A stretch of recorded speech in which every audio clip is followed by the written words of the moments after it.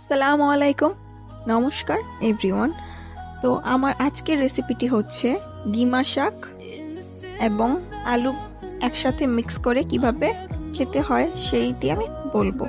এই রেসিপিটি আপনারা বাসায় ট্রাই করে দেখবেন, খেতে খুবই স্বাদ হয়।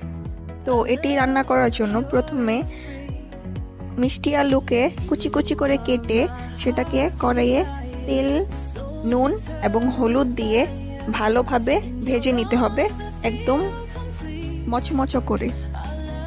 ভেজে নেওয়ার পরে গিমা শাককে ধুয়ে নিতে হবে, সুন্দর করে ধুয়ে এটিকে রেখে দিতে হবে এবং আলু ভাজাটিকে কড়াই থেকে নামিয়ে নিতে হবে।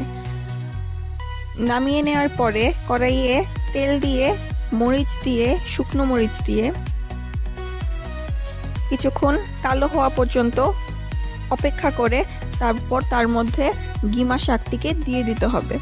দিয়ে দেওয়ার পরে এই গিমা শাকটির মধ্যে লবণ, তারপরে হলুদ দিয়ে এটিকে ভালোভাবে নাড়াচাড়া করে নিতে হবে।